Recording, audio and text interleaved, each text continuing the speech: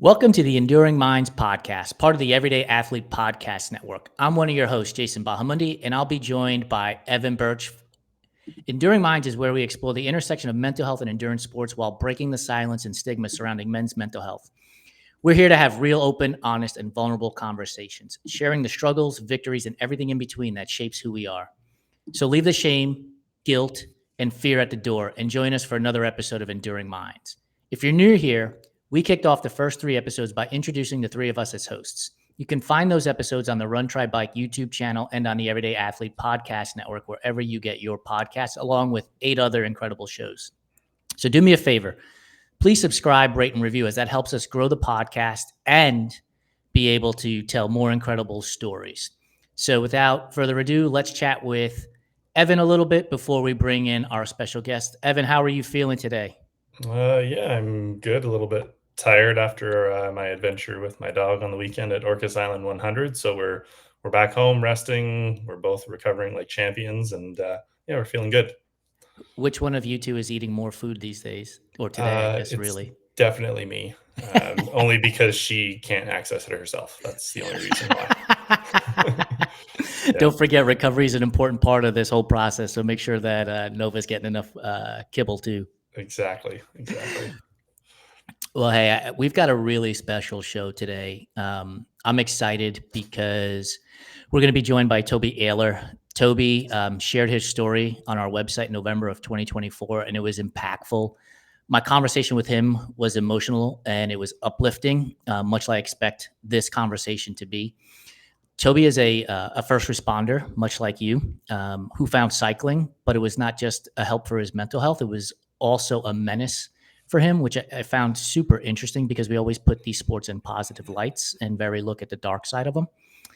He's faced many health challenges. At one point, he weighed 330 pounds, which led him to seek help. And as of November of last year, he had lost 97 pounds thanks to cycling, but has done much more for him than that. So without giving away the entire story, let's bring Toby onto the show and have a conversation. Hey, Toby, welcome to the Enduring Minds podcast. How are you? Hey, Jason, I'm good. Hi, Evan. Hey, Toby. So I kind of gave a little bit of the background of your story, which we shared in November of 2024 on runtrymag.com. And just a little bit more background. Toby and I got introduced to each other through Dr. Aaron Ayala of Scatty Sports Psychology. And I couldn't be happier for that connection because Toby has been a tremendous support for Run Try Bike, but I've also learned a lot from him. And one of the things I want to kickstart this conversation with, Toby, is I want to give the audience a full understanding of the trauma that you dealt with as a first responder, because I don't think people fully understand what people in your profession go through. Listening to Evan in multiple conversations and then talking to you, I catch myself getting emotional about it. Can you give us an idea of how being a first responder impacted you and your mental health? Yeah, absolutely. So I've been in public safety for 25 years now, firefighter, EMT, paramedic. And I think the biggest thing that people don't quite understand about what we do is we show up on someone's worst day and we have to be on our best. We can't show up anything less than our best. And we may have just had the worst call of our lives and we're expected to show up and just put on a smile and do it again for the next patient. And I think for me, that was kind of the biggest thing is carrying that, like always having to be switched on and never getting time to actually process what we have just seen or what we have just done.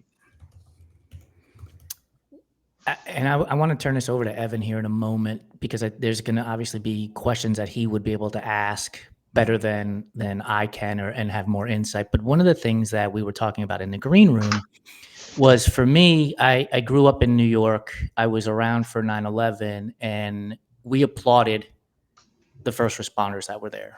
During COVID, people were clapping for first responders, but once the moment passes, we move on in life. Is that something that also has an impact on you, in that the clapping and the enjoyment and thankfulness of the work sort of ceases to end, and is that something that has an impact as well? Yeah, I think it does. I don't believe any of us that are truly in this profession to help people really do it for the accolades. For me personally, it's actually kind of strange when people like, "Hey, thank you for your service," or "Here's a discount on your coffee," or you know, that kind of thing. But it also makes you feel a little bit better that you're actually out there helping people. And when that ebbs and flows and when that stops after, I mean, COVID was a big thing. It was very taxing. It was a very, very stressful time. And so for people to kind of recognize first responders and everybody that had an impact during COVID, and then all of a sudden it's just right back to normal. And we kind of, I don't know, I don't want to say get forgotten, but it kind of, life just returns to normal.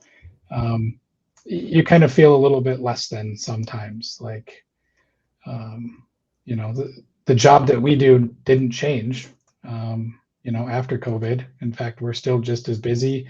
We're still seeing some of the same stuff. We're still going through some of the same traumas. But everybody else's life seems to return to normal. Yeah, Toby, everything you're saying is echoed in my experience being 20 years in emergency dispatch and communication. So I'm on the other side, sending people like yourself out to these events and these calls and ensuring your safety for when you get there.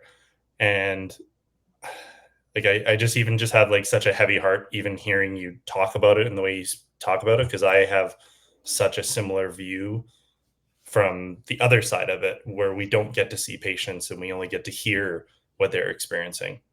Yeah. So, what question do I want to ask? We could talk for hours, I'm sure, you and I. But Absolutely. I think the biggest thing that I want people to understand is, on a regular, for anybody that has a regular job, you may go through 3 to 5 critical incidents in your entire life, whether that's death of a family member, death of a friend, illness, cancer, anything like that.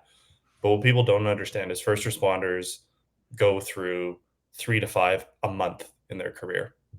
So that can be anywhere from 800 to 1,200 events in your lifetime that you are dealing with critical events, and you're expected to leave your problems at the door. Yep. So how did you really reconcile with yourself of staying in the profession for as long as you have and managing those events that seemingly are endless?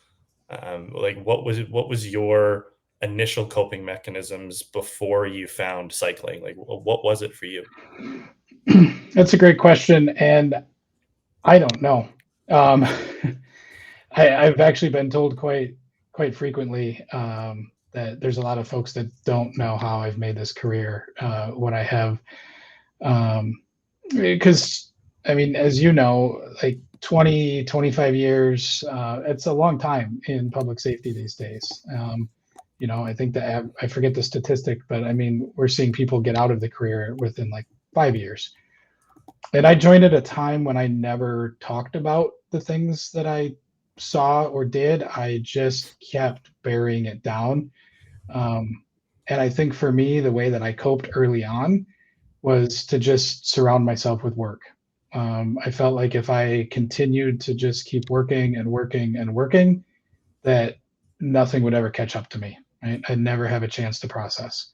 So early on, I just surrounded myself with every possible thing fire or EMS related that I could, which led to kind of a downturn in the rest of my life. But that was my initial coping mechanism. Um, After some years and some of my heaviest trauma, I realized that I needed to really start seeking more help. You're really mirroring my experience as well with that subconscious mind, where you end up maybe taking some more overtime shifts, working a little bit more, putting yourself into it more. I can't say for you, but I know for me, majority of my friendships and relationships were of first responders because of the shift work and the schedules. It was very rare that you got away from that mentality, the black humor, the things that keep you going that other people, I mean, black humor isn't meant for everybody to hear. It's meant for Mhm. you to manage and cope in those experiences. So yeah, I'm going to pass that to Jason, but I just, yeah, it just echoes so much from my experience. So thanks for sharing that. Yeah, I absolutely. wrote I wrote down the words running away, because that's what it sounded like to me with taking on additional overtime. It sounded like you were running away, or maybe in your case, cycling away, right? To get away from it all. What was the moment, the catalyst, the straw on the camel's back where you said, "I've got to stop running away and I've got to deal with this head on"? It actually came a few years after probably one of my most traumatic calls in my career.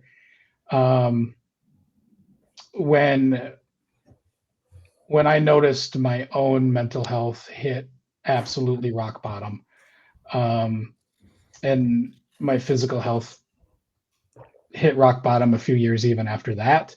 Um, but most of my calls, I was the stereotypical black cloud, as we call it in public safety. Most of my calls ended up on the news. There wasn't a shift. I mean, I remember some of my coworkers joking about it, like if I was the supervisor on shift, just bad things were going to happen, right? And I tended to end up on them.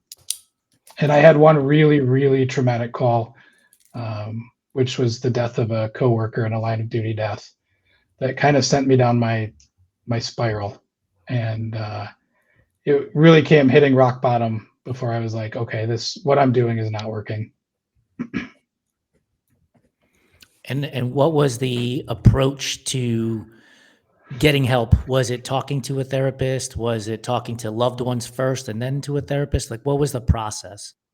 Yeah, it was not talking to loved ones. It was not talking to friends. In fact, to this day, there's only two people that really know my whole true story. I did share a lot of it at a little conference a couple weeks back, but I definitely kept a lot of my stuff from friends and family, and it was hitting rock bottom and realizing like I'm not okay, and it's no longer okay to not be okay. Like I need to get some help. That I just reached out and found a therapist to start working with. Toby, it's, everybody has their own path and where they feel comfortable sharing. I mean, I was very similar. I didn't share much with my girlfriend at the time. I mean, I was sleeping 2 hours a night, sitting next to her, and she had no idea for months. Yep, And that's a really heavy place to be, to know that you're too afraid to share because you don't want to put that pain on other people. exactly. And that's, because those stories, you don't want anybody to have that what they call vicarious trauma of Mhm. hearing those stories, because that can actually be sometimes even more traumatizing than the actual event itself for the other person. And you talked about the news and being the news. And anybody always asks me, they're like, "Oh, did you see the accident on the news?" I was like, "I was the news. I was the one that took that call today. Like, I don't need to Yep. watch the news because I'm creating the news at real time for everybody." Which is, you say Black Cloud. My nickname was Angel of Death. So we joke about it, but that's the Yeah, thing. Like, I see Jason very stoic, and you and I are just like having this smirk, like, yeah, like I get it. I get it. Um, so I want to touch back on kind of so you had the therapy journey, you started down that road, and how did you respond to therapy initially? Was it difficult for you to open up to somebody that wasn't necessarily aware of everything that was going on? And what was that story like? How long did it take you to get to the point of, I will say, like, surrender to the process of, like, I'm here for the reasons, and like I need to break in order to heal? Yeah. That actually came relatively quick for me in therapy because I broke before therapy. Um, and the hardest part for me was at the time, there wasn't a lot of therapists that were specialized for public safety. And I really thought that I needed that. Um, And I struggled for a while to actually find somebody. And the state of mental health care here, and I'm guessing across the country, is very poor at the moment. It was hard to get in when I needed to get in. So it took me a while. Um, but it was relatively quick that I was able to open up. And one of the things that I realized was a lot of my trauma had been built up from childhood trauma and the way that I was raised and the way that I grew up. And a lot of that stuff added on to kind of my workplace trauma, and probably caused a lot of my behaviors and a lot of my things that went wrong, if you will, in my story, in my life. So it actually wasn't too terrible that I found a therapist that was not specialized in public safety, because a lot of what needed unpacking was more than just work. Yeah, I got chills when you said that it wasn't necessarily what happened in the profession, but what you brought into it. Yeah. And I think that has always been a struggle for me, seeing the tests and the things that you go through to get into these professions, lie detector tests, personality tests, all these other things, and understanding that it's not necessarily what happens to you. Because again, like trauma is something, it's not something that happens to you, it's something that happens inside of you. And yeah, and those triggers are going to come up from things that you may not have dealt with from your past. So yeah, chills, man. I just appreciate you sharing. Jason, I'll turn it to you. Yeah, I wrote down a quote that I read from Jamel Hill probably 2 or 3 years ago. She is a sports writer, journalist. She has a show on TBS now, I think. And she had written a while back that you can never outrun your childhood. And that's essentially what you said there, Toby. And it elicited a response in me, because once I realized what my childhood had brought to the table, it allowed me to open up.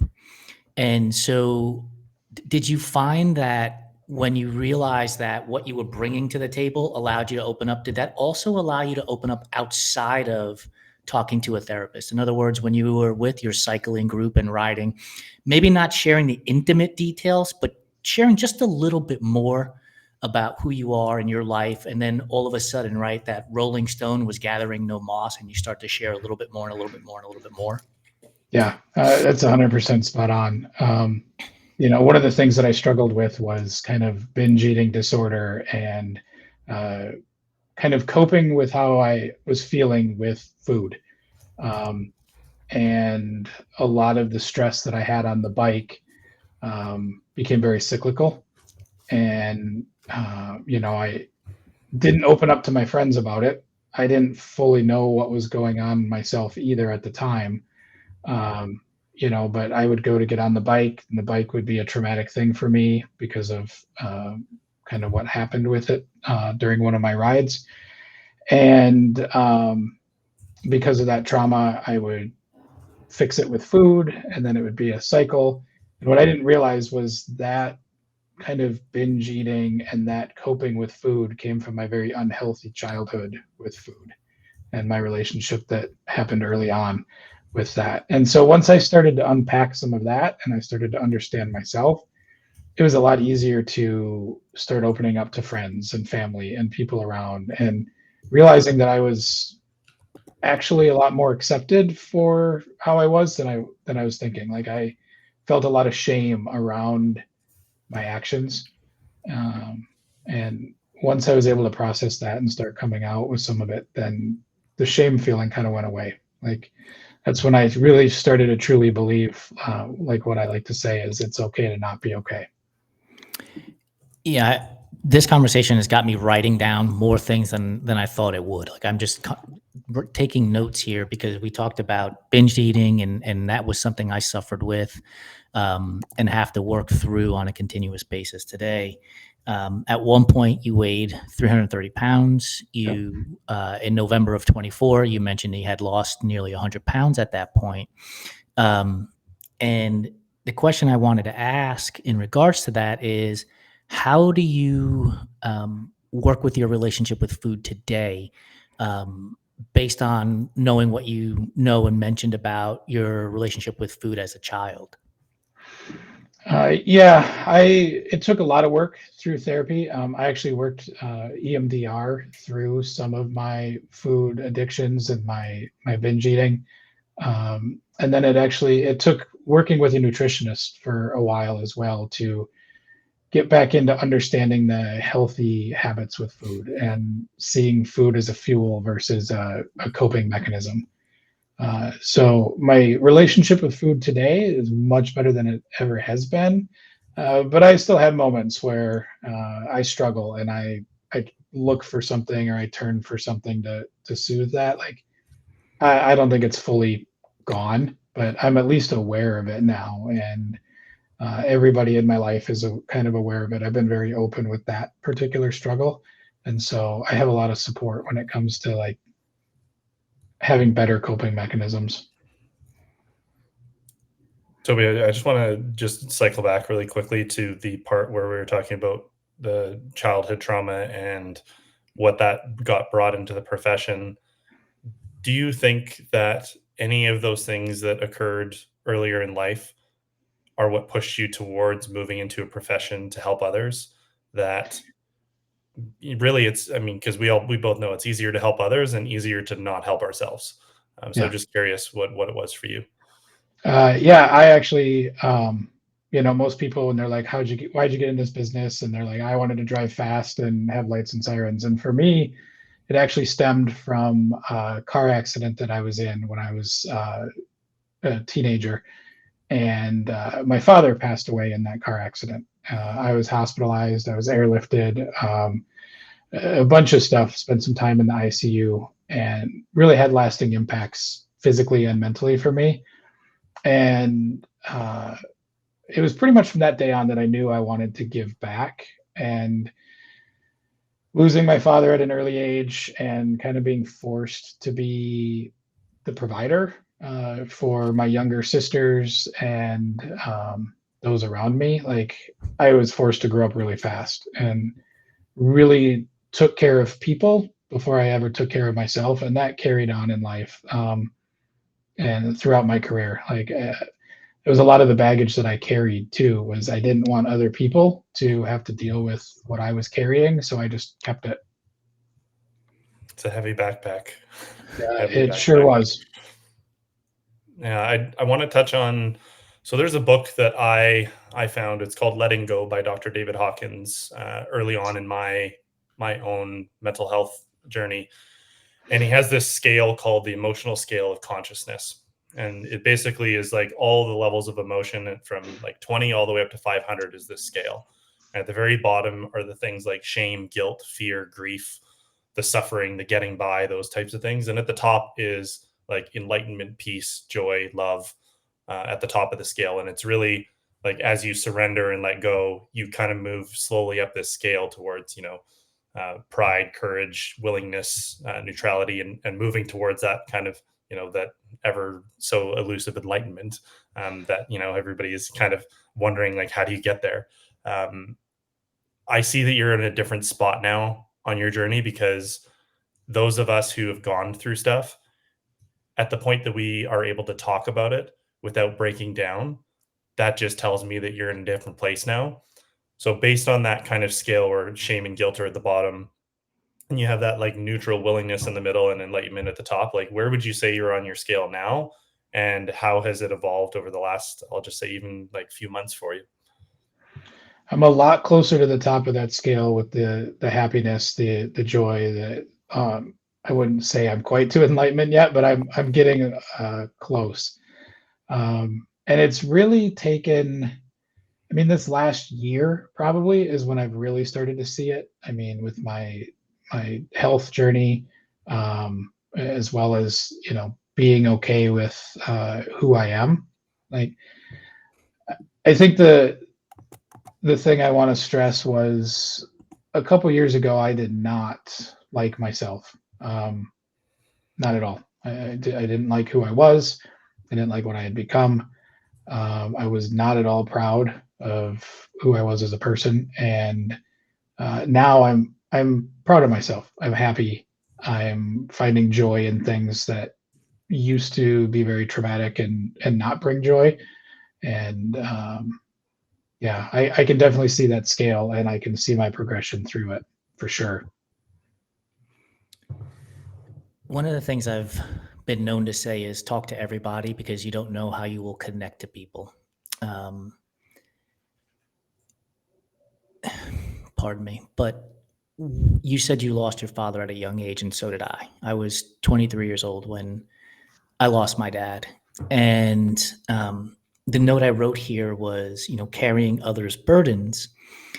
And I want to know from you, have you been able to find a way to grieve the loss of your father? Because I know for me, it didn't actually, and it's still happening. I didn't really address my own grief about the loss of my father until maybe a handful of years ago, because it was, being there for my sister, being there for my mother, being there for everybody else. And I didn't really start to process the loss of my father probably until a number of years, a handful of years ago, to be honest. And I find myself some days watching TV and crying because my father loved 60 Minutes, and I watch it to this day because he watched it. So my question to you is: have you been able to start the grieving process of the loss of your dad, and has that helped you in dealing with the other traumas that have come about from other parts of life? Man, that's a tough one. I was not expecting. The short answer, no. Um, so we'd have to back up a little bit. My parents were divorced when I was 5. I had moved to Minnesota from Utah and lived with my mom after they divorced, and so I didn't have a really close relationship with my dad from the time I was 5 until I was 12. When I was 12, I was out on a visit with my dad, and I called up my mom and I was like, Mom, I want to live with dad, right? I'm old enough now to make that decision. I want to get to know him.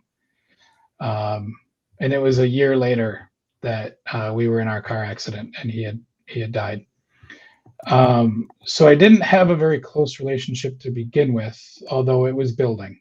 Um, and I didn't get the closure. I was actually just talking with a friend about this. I didn't get the closure because I didn't even get to go to the memorial service. I was still in the ICU, and that was held during a time that I couldn't attend, right? My father was cremated, and his ashes are spread somewhere in Hawaii.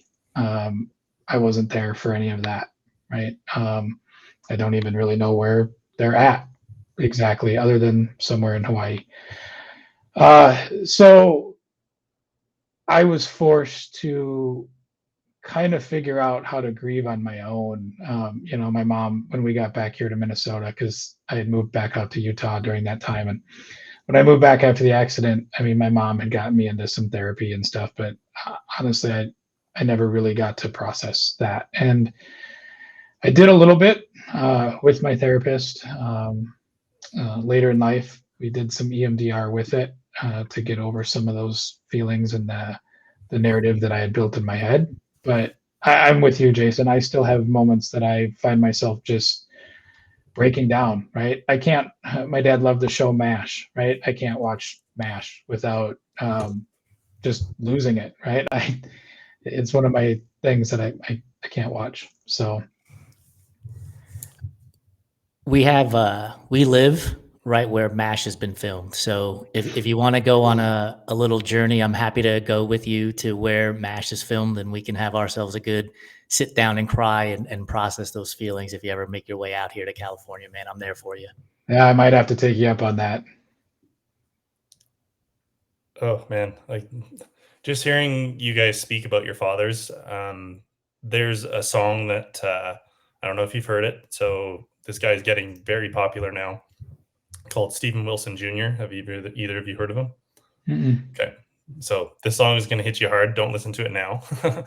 But the song is called "Grief Is Only Love," And there's a line in the song that says, "Grief is only love that's got no place to go."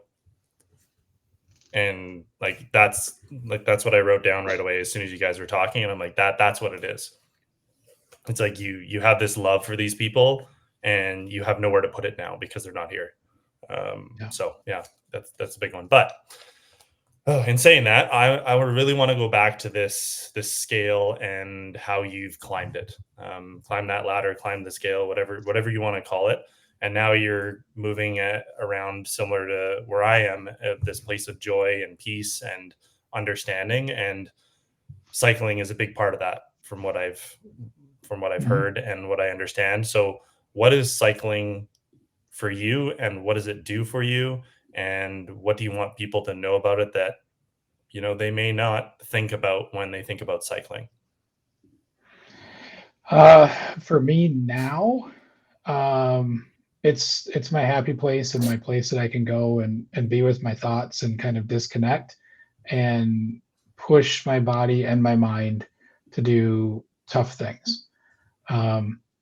And that's what I thought it was when I was using it for my own therapy before I had processed my trauma. But what I found was like a really bad thing, because the bike for me became my problem. And we talked a little bit about this, Jason, when we talked about my story. Because I didn't process that trauma and I thought that I was using that bike as therapy, it became the tool for me to also try to find a way out. And after that, the bike got hung up, the bike got put away, the bike became a very scary thing. And it wasn't until I progressed through those levels, and started to find joy again and find happiness, and saw that the bike for me was really, it truly is my happy place. It truly is the place that I can just go and be free and push my body and mind. So that's where I'm at today. But it was not always the therapy that I thought it was. Thanks to conversations that I've been able to have with you and Evan and a bunch of other folks throughout this journey of building Run, Try, Bike, the word that keeps popping into my head is perspective, and it allows me to remove myself from the moment that I'm in. Doesn't always work. Yesterday I had a massive case of imposter syndrome and I could not find perspective.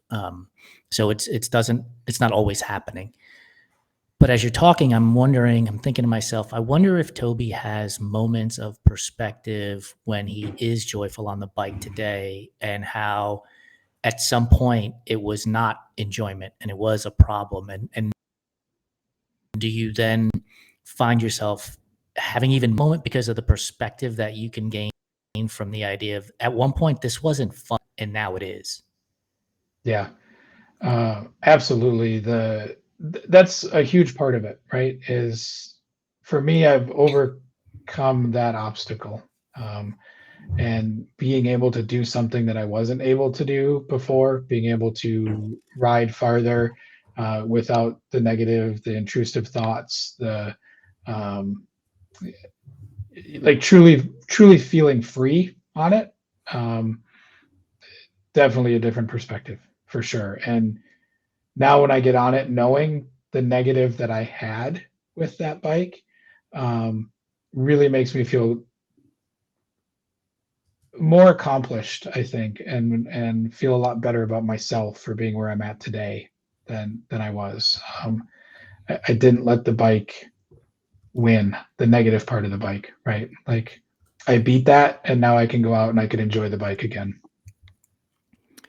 When you're done with a ride, do you take stock and inventory of what happened in that particular ride in that particular moment? And I'll give you an example. When we run on the weekends, we go and have coffee and some nachos, and we talk about what transpired during the run. And I feel that has allowed me to take stock and inventory of the enjoyable parts. of the run and bring those memories, and those thoughts to the top of the pile, as opposed to getting lost in the weeds of the hard. And I'm wondering if that's a part of building the perspective of enjoyment on the bike for you as well. It is. I do the same thing. And I've actually found a lot more enjoyment in the hard moments. Maybe the best part of my ride was that I effortlessly climbed a hill that was a struggle before, right? Or I pushed more miles, or things like that. But I also enjoy the little moments, things that I wasn't noticing before because I was so stuck in my negative thoughts that I never took a time to look around and, notice the cows in the field next to me, or, the smells, the sounds, just turning off the headphones for a little bit and listening. Um, I enjoy those a lot more. And I look back and remember a lot of that more than I ever did. I know with Run Try Bike and myself and and Jason, we connected on this sense of community and bringing people together and sharing people's stories that we may never hear otherwise. So for me, like, community is a big thing, and I'm sure, just like the ultra running world, the running world, the endurance world, the cycling community probably has a special place for you as well, and the people that you've connected with.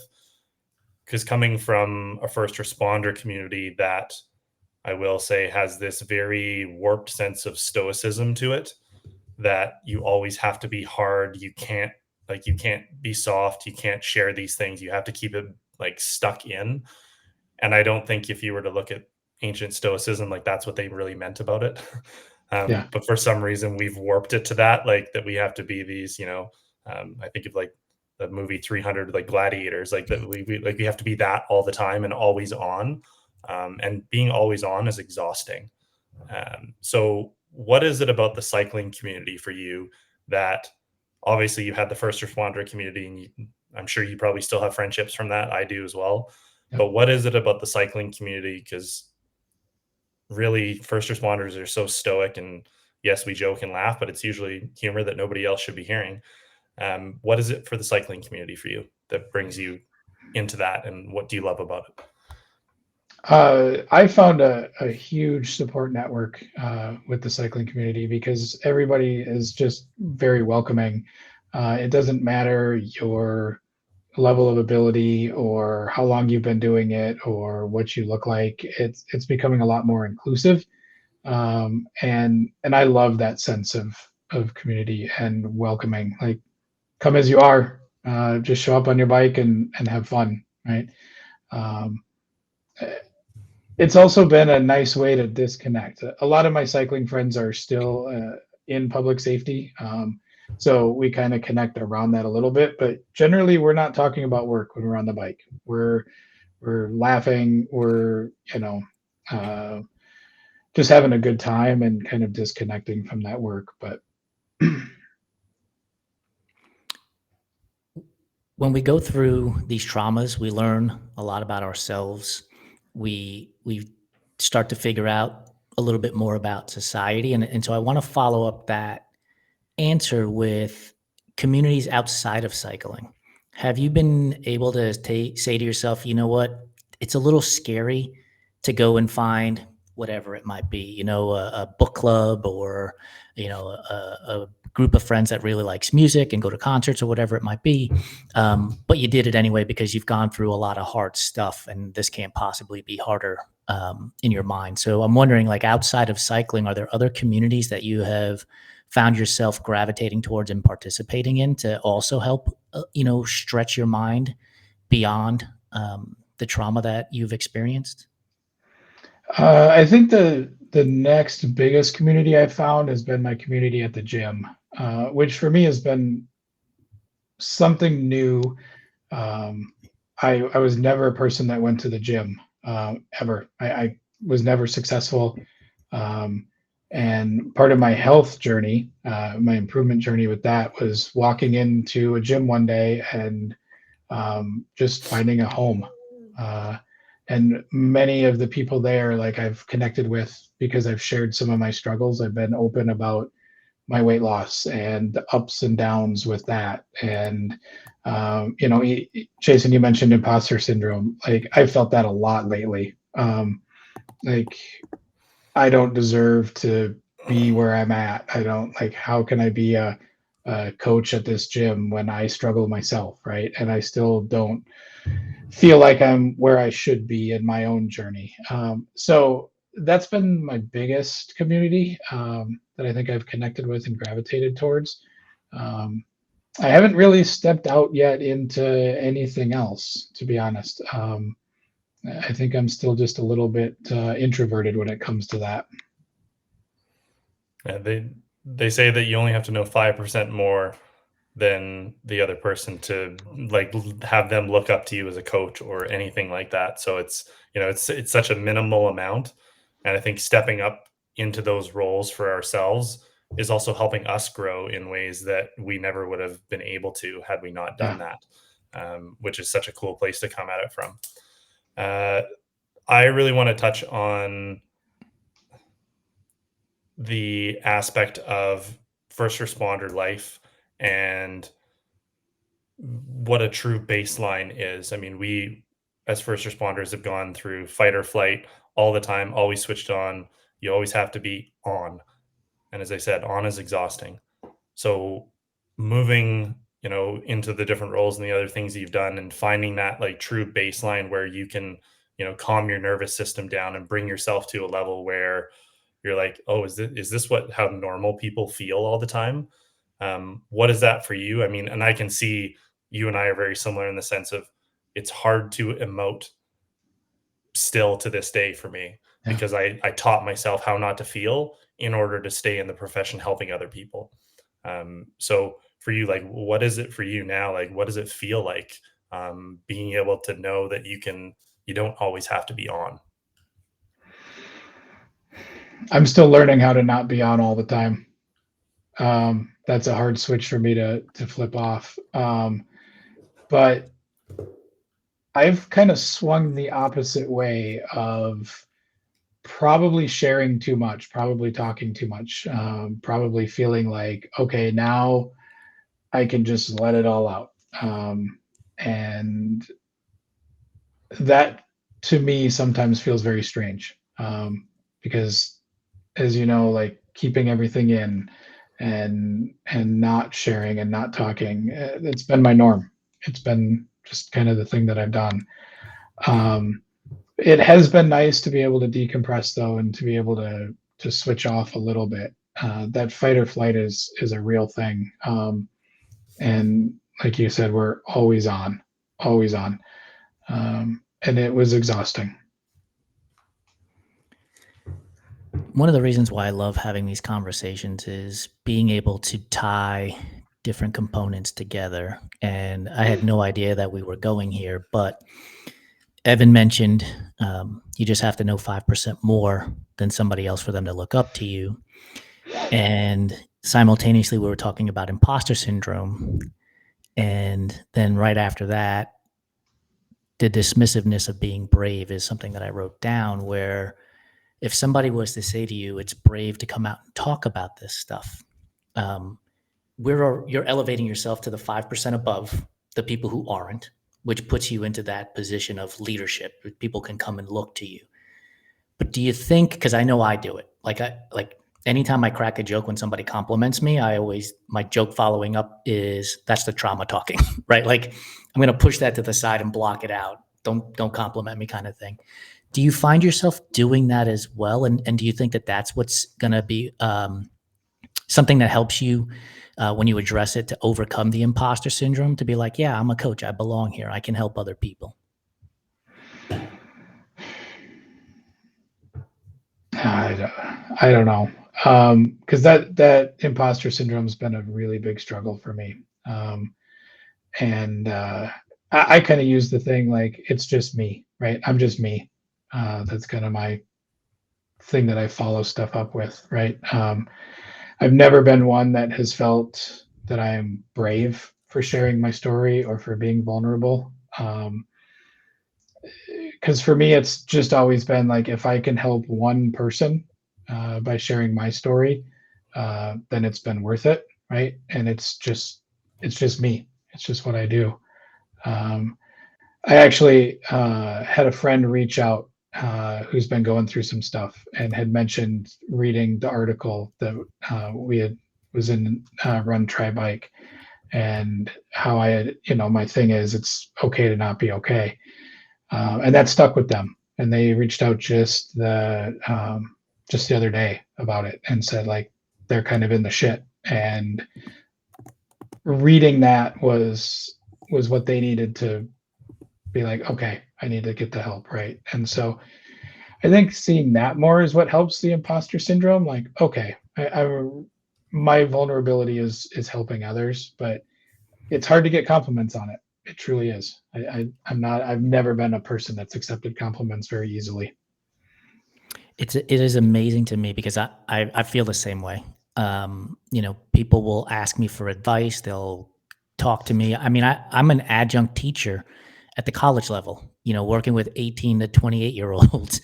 And then I leave those classrooms some days and I'm like, I don't even know why I'm up here. Like, what do I know? And it's a struggle to get through that process. I do have to say that running this company and again, talking to people like yourself and Evan and the others that we've had on our various shows really helps, because I have come to realize that we are absolutely all the same when it's said and done. We're all dealing with something in some form or fashion. Before I turn it over to Evan, we do have a question from the audience on Instagram, and it's actually for both of you. This is coming from Craig Lewis, who is the host of our show, Running Tales.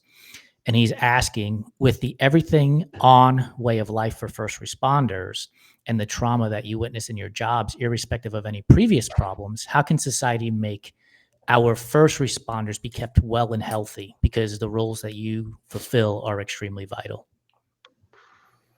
Evan, I'll turn that to you first, and then we'll ask Toby. I would say respect is really the only one that they can really do. I've talked about it in a few of my own interviews and podcasts that ultimately it's the organizations and the people in leadership who need to step up and make people the priority. The human cost of not doing that is far greater than saving a certain amount of money in your budget each year. It's really leadership stepping up. And if those leaders can't step up, they need to step down. That's what it is for me. But the respect from the community, I think, is the only thing they can really do.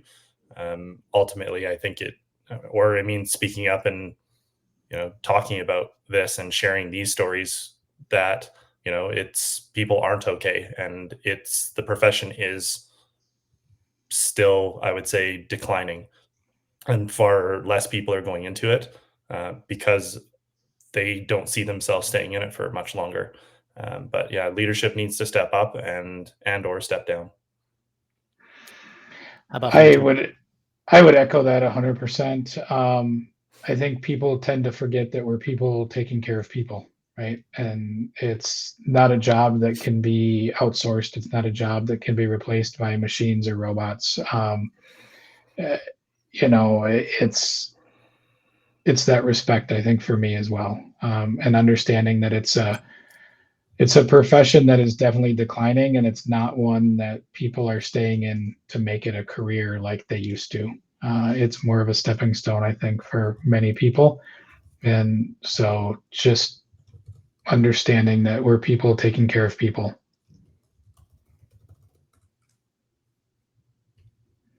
Yeah, absolutely. I just want to quickly touch on the imposter syndrome piece because I feel like I have something I want to add to it, and then I'm going to go into our follow-up or our final segment. So really, imposter syndrome, and I heard it said this way, that if you're not feeling it at least once every 6 months, then you're doing something wrong. It's actually supposed to be something you are feeling and not rejecting, because it means you're growing. And really, you talk about the compliments, and you and Jason both said it, like you find it hard to take compliments. And I was the exact same way. I would be the kid that would be, if a girl came up and talked to me or anything, I would be staring at the ground. I couldn't look them in the eyes. And I don't know if anybody else can resonate with that, but I took it upon myself to, if somebody gave me a compliment, rather than self-deprecating humor and minimizing myself by doing that, I made a point of saying thank you. That's it. That's all I'm allowed to say now. Somebody gives me a compliment, all I can say is thank you. So I just want to challenge you both. The next time somebody gives you a compliment, just say thank you and see how that changes your thoughts about yourself. And over time, it will shift. It's an interesting thing because Toby described himself as an introvert, and I would describe myself as an extrovert, right? Like, I want to walk in the room, I want to talk to people, but I want to talk to them. I want to ask them questions. I want to be, I am interested in what they have to say. And it's probably a defense mechanism now that we're talking about this, right? If I ask you a question first, you can't ask me one, and I can just focus on you. And Yeah. this is exactly why this show is so important. Like, I've just come to an understanding of why the extrovertedness in me is there. And that's pretty awesome to see, like, or hear and understand. So thanks for that insight, Evan. I appreciate it. Yeah. Yeah. Anything to add to that, Toby, before we go into Ja- the final segment? Jason, do you feel that you've always been that way in your personal life, or do you feel like that's part of your role as well with this run, try, bike, and kind of what you've developed? Because for me, when I put on the uniform, or when I walk into the gym as a coach, or when I'm in a role like that, I am 100% extroverted. I am that outgoing. It's almost like I put on a Superman costume, right? But the minute that those things come off, I feel a lot more introverted and um, hard to take those compliments and hard to find some of those same interactions. I think I've been that way my entire life. And leader has been the thing that has always been something that has been described of me, right? I walked onto SUNY Oswego, immediately joined a fraternity, and immediately was within the Brotherhood Development Council. I became the president of that organ of my fraternity at one point. I was the president of the Fort Worth Tri Club. Like, leader is the thing that has always been a part of my life, and I think back to even when I was playing Little League Baseball. I remember our third baseman would always ole. And for those of you who don't know, ole, think about the with the bulls where they have the cape and they ole and they move their hand out of the way so the bull can run past. Well, that's what he was doing at third base. He would ole every ground ball. And I just walked over to him and I said, "Get out of the way. Let me show you how it's done." Like, the coach didn't tell me to do that. I just did it.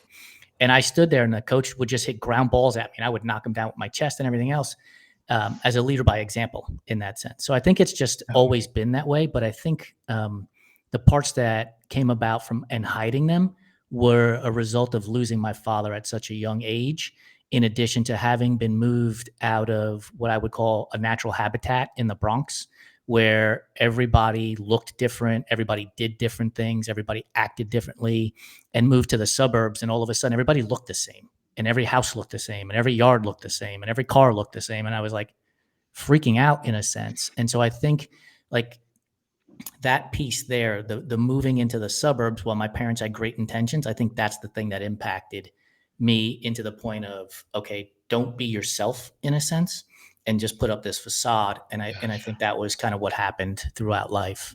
That's a great question. By the way, my interview was last month, not today. I like it. Guest turning the tables. It's Yeah. perfect. But that's how we grow. We learn from each other, right? Yep. All right. I love this segment. I talked to Jason and Ohm about this a while back, and we brought it in after Jason's episode is when we first threw it at him, Ohm and I. So the segment's called Stop, Start, Continue. And the segment of the podcast is based on the Japanese tradition of misogi. And at its core, misogi is about transformation. It's about shedding old habits, beliefs, and ideas, embracing and letting in a new and more powerful version of yourself, while letting go and surrendering in order to grow. We're going to be inviting the Enduring Minds community to be a part of this concept in a bigger way. So watch out for that. We're working on that in the background. So the first question for you, Toby, is your stop question. If you had to choose one mental or emotional habit you want to leave behind this year, what would it be and why? For me, it would be to leave behind, like not believing in myself to my full extent. That's still a struggle with me. And I've seen that I'm able to overcome a lot, and I just need to believe it. And I need to stop that narrative in my head. Like, I deserve to be here. I'm good enough. I can do this. Oh, yeah, good. Oh man, some people are stumped. You're not stumped by that one. Okay, start question. If you were to commit to a radical mental shift this next year that would force you to grow in new ways, what would it be and why?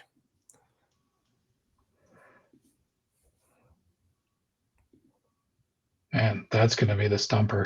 Um, I love people thinking like Jason and I are just sitting in the background, just every so far when we've asked this, even Jason, like everybody's taken a pause on every question. And it's like, that's why we're doing this, because it's helping people commit to something in their mind and move forward with it. And that's really what it is. I think for me, the thing that I would like to start is continuing to make like some of my mental habits stick. Um, you guys both talk a lot about reading books and things of that nature, and for me, I think I have a hard time. I'll start a book, I can't finish it. I'll lose interest. And for me, it's just starting something, finishing it, and learning from it. Awesome. Last question. Continue. If you had to symbolically cleanse or renew one aspect of your mental health in the next year, what would it be and why? Um, Something you want I to think continue doing. Yeah. I think the continue is just to be aware of my feelings and my thoughts and my emotions, and continue to share them and be open about them. And why is that important Why? to you? Because I lived way too long keeping it in, and it almost destroyed me. And so again, if my sharing, if my being open, if my being vulnerable can help myself and just one other person, then why not continue? I will add to that it's never too late to start either. A couple of days ago, I went to the bookstore, bought a new journal, an empowerment journal, where most people would have started this, the turn of the new year, new year, new me kind of stuff. We're nearly done with February, and I bought a new journal, and I bought a planner for the rest of this year to help me organize. So it's never too late to start. Toby, want to thank you for your vulnerability and your willingness to share pieces of your story with us today. For those of you who are just jumping on, this will be live on our YouTube channel, but you can go read Toby's story on our website, runtrimag.com. Do you have any final thoughts, words, or wisdom, or a story that you want to leave us with? And where can people connect with you and everything that you're doing out in the world? I just want to say thanks to both Evan, you, Jason, for having me on. I think I want to leave people with, like, it's truly okay to not be okay, as long as you can recognize that, talk about that, and seek the help that you need, no matter what it is. I think understanding, like, you're not broken, right? We all go through struggles for whatever reason. It's all right to not be all right. As far as connecting with me, Instagram's the best place. I don't post a ton on social media, but enough of my cycling and some of my photography is up there. So yeah, that's the best place. Awesome. Appreciate you being on the show. We will catch you here real soon and chat again, Toby. Thanks for joining us. Yeah, thank you both. I want to thank the audience for joining us today on Enduring Minds. This was our 5th episode. We are doing 2 a month with guests at this point. You can find us on the Everyday Athlete Podcast Network, where we are one of 9 incredible shows. Do me a favor, subscribe, rate, review, like, share, as it will allow us to continue to grow and bring in incredible guests like Toby Oehler and the captivating stories that he has, as well as other people in our Enduring Minds community. Our next episode will feature Shannon Booker, and that will be on March 13th. So until next time, let's continue going the distance and breaking the silence.